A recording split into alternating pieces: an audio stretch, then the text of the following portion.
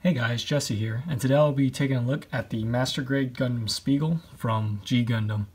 Now, as I said in my unboxing, this was sort of the last thing that was in my way from a complete G Gundam collection for Master Grades. I'm not counting the hyper modes because they're really hard to find and they look pretty bad anyways. If I really wanted hyper mode versions of the God Gundam and Master Gundam, I can paint that myself. But in terms of just the suits they chose to turn into Master Grades, the Spiegel Gundam Gundam Spiegel was the last Gundam I needed. And it's a pretty hard kit to find. They just recently reprinted it, which is why I have it here now, but even now it's sold out again. So if you're able to find one, if you want one, now's sort of the time to start looking again. But in any case, just looking at it here, it's a very, very nice kit. Very old. It's from 2002, so 14 years old at this point, which is just crazy thinking about it. And it shows its age, definitely, but as a representation of the Gundam Spiegel, it's very good. And just so some people are wondering, Gundam Spiegel's its like original name, and Shadow Gundam is what it was known in the States. I'm not sure what was sensitive about the name Gundam Spiegel.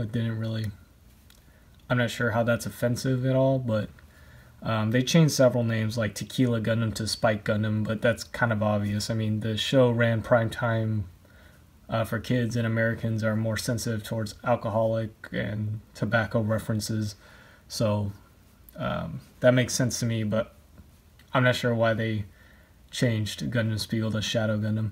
But in any case, it's kind of strange that they chose, from the vast array of Gundams to turn into Master Grades.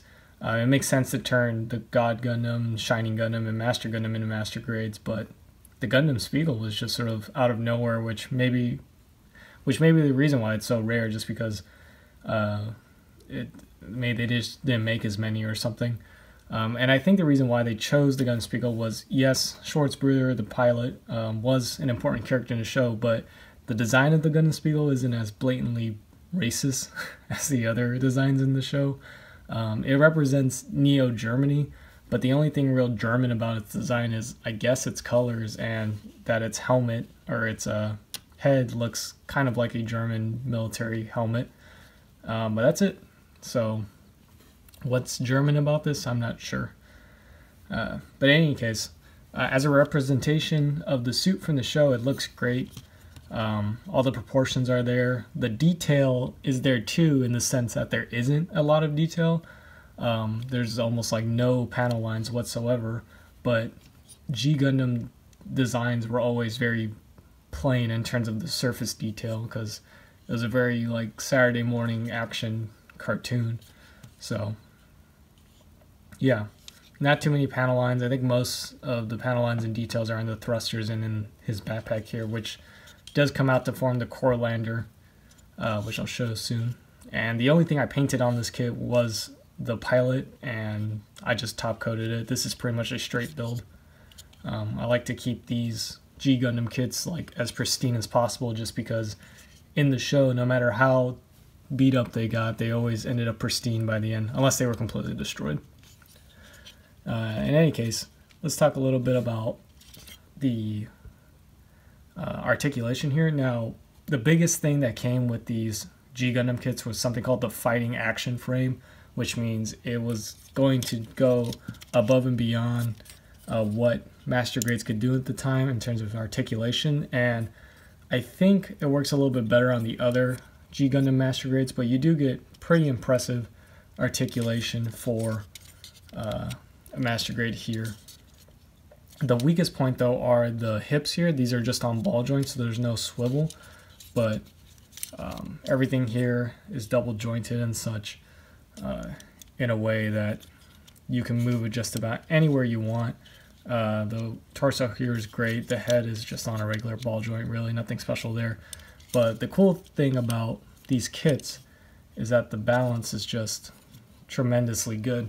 I mean, how many Master Grades can stand on one leg and still hold a pretty decent looking pose. I'm not really doing a great job demonstrating that here, but you can get it to work. Yeah, in any case. And that's mostly due to the fact that the bottom of the feet are rubber.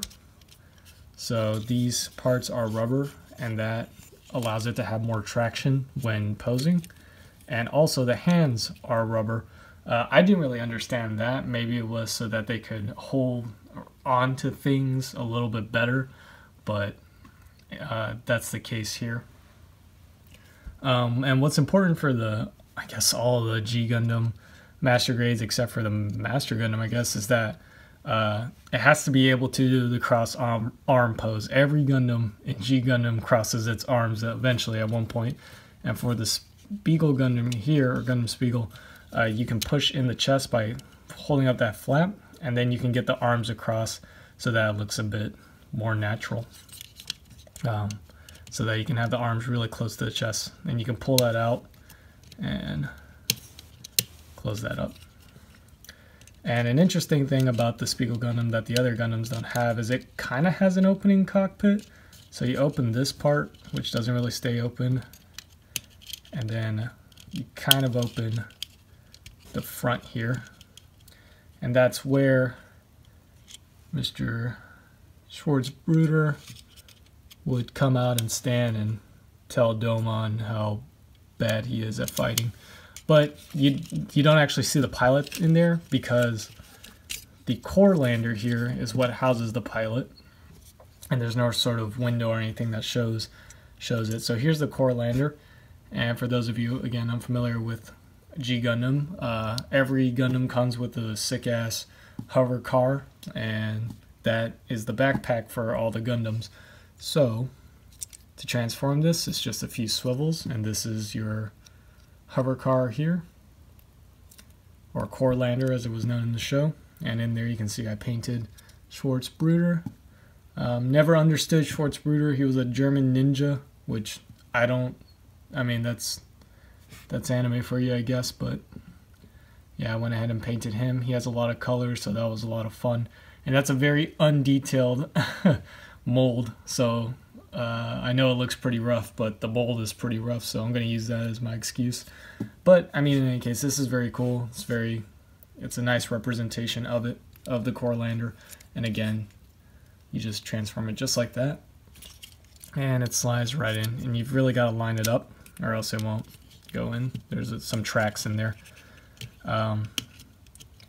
So yeah, so talking a bit about decals, I guess. All the decals you see here are sticker decals. I trimmed them a bit so that you won't see the outline as much. I think it worked out pretty good along with the top coat. There's no real decal guide in the manual. They just kind of say, you know, put them wherever you want. They give you some suggestions, but there's no like final page that tells you decal A goes here, decal B goes here.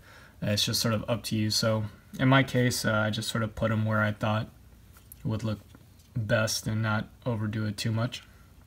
For example, if they give you, interestingly, they give you the word shadow, which was its alternative name in the American dub, but I'm not sure what the Japanese here says, but I think it might be either Gundam Spiegel or Shadow Gundam, or Schwarzbruder. Could be any of the three. But in any case, let's talk about the accessories now. So just because I was talking about decals, here's the decal sheet. So you can see they give you a lot of doubles and such. So you get like 2 black Neo Germanys, 2 white Neo Germanys, a bunch of stuff like that. This was a black of that Japanese writing, and then this was a white version, which I messed up on. And again, double Gundam, double Spiegel. It's pretty nice that they give you a lot of doubles and the 2 colors. Here, I have no idea what these say, but I went ahead and used them, so that's pretty nice. Again, the hands are all rubber, and you do get a nice arrangement of them. You get 2 holding hands, because these blade tonfas actually swivel down, and you can rotate them, and they all have a handle that comes out That way the arm can hold them. So you get 2 holding hands for that. You get 2 Kung Fu pose hands, 1 flat palm and 1 downward facing palm. This is for the right, this is for the left. And so you can do whatever sort of poses you want with that. And 2 open style hands.